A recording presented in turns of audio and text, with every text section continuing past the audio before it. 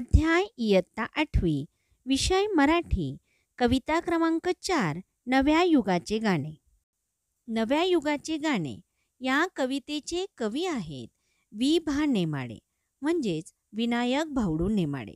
यांचा जन्म 1920 साली तर मृत्यू 2016 साली झालेला आहे.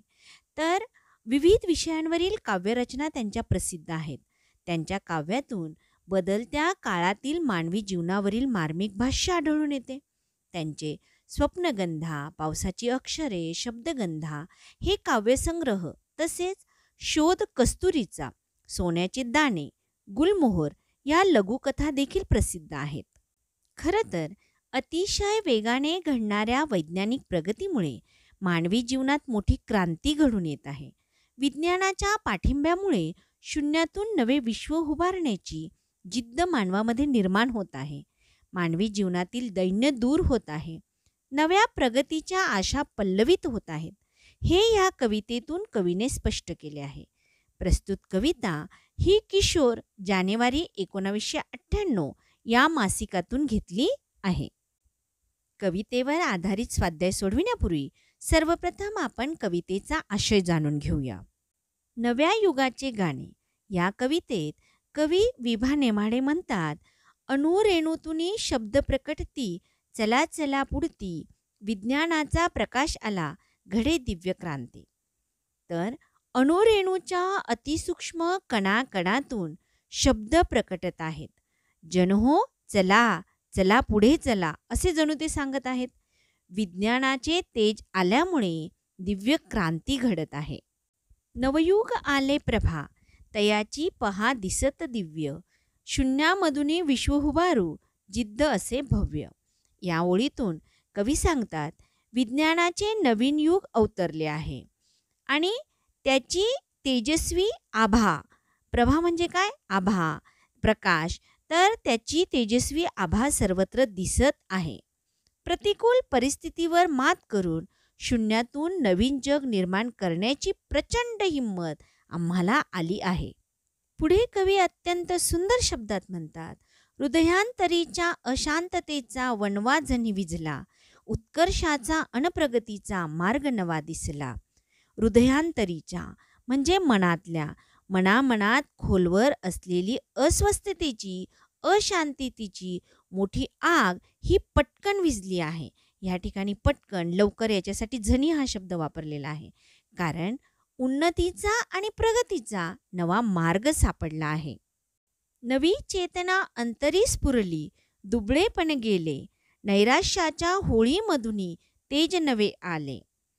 नवचैतन्य मनामनात स्फुरण पावल्यामुळे सगळी दुर्बलता नाहीसी झाली आहे. निराशेची होळी करून नवीन विचारांचे तेज जणू काही अवतरले आहे. पुढील ओळीत कवी अत्यंत सुंदर शब्दात म्हणतात, मानवतेच्या मार्गावरती उठती जरी ज्वाला, अमरत्वाची फुले वेचुनी गुंफू या माला.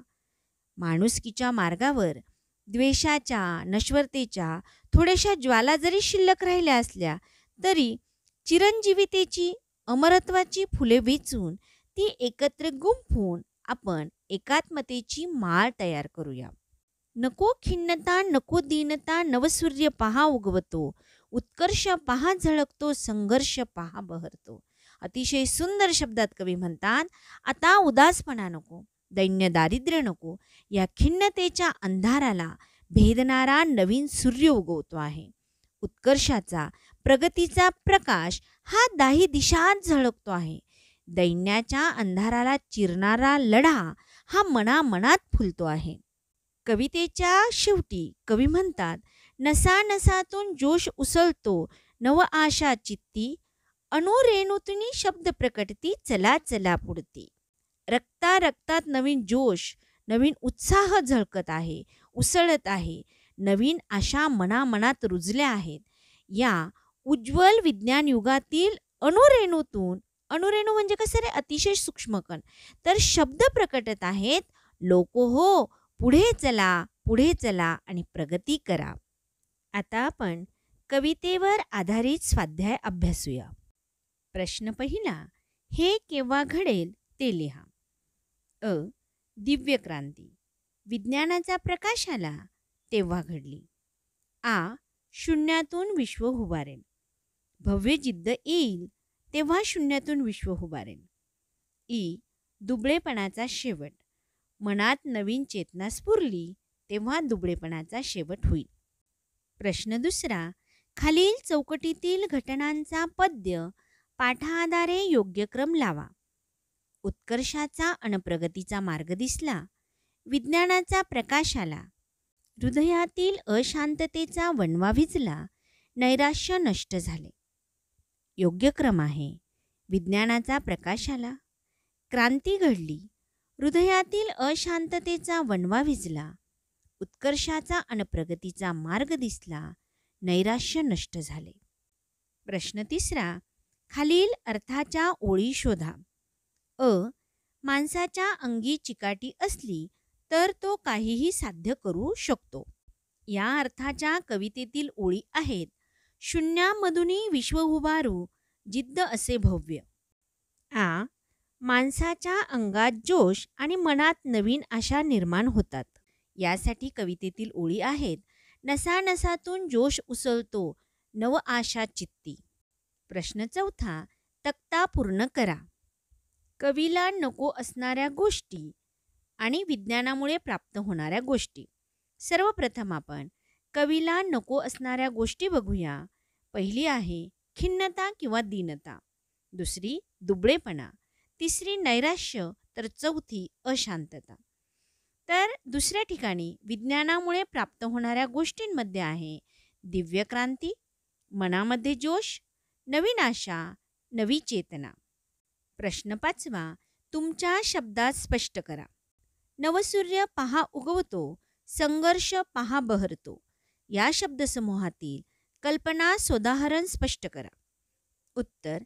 वैज्ञानिक प्रगतीमुळे समाजात नवचैतन्य सळसळेल, तसेच मनामनाचा दुबळेपणा, नैराश्य, खिन्नता जाऊन उत्कर्षाचा मार्ग दिसेल. दैन्य दारिद्र्याचा व विषमतेचा अंधार नाहीसा करण्यासाठी नवसूर्य उगवतो आहे, तो पहा असे आवाहन कवी करतात. संगणकामुळे नवीन पिढीचे ज्ञान अद्ययावत झाले. विज्ञानाचा प्रकाश असलेल्या सूर्याला नवसूर्य म्हटले आहे. संघर्ष करणे म्हणजे एकजुटीने लढा उभारणे. दैन्य दारिद्र्य, विषमता, असहिष्णुता यांविरुद्ध एकतेने लढणे नाही, तर माणुसकी लयाला जाईल.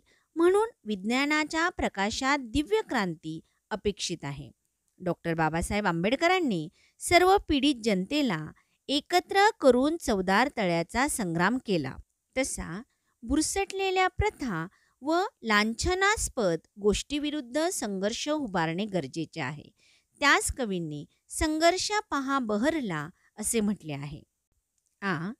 कवितेतून व्यक्त होणारा कवीचा आशावाद स्पष्ट करा. उत्तर.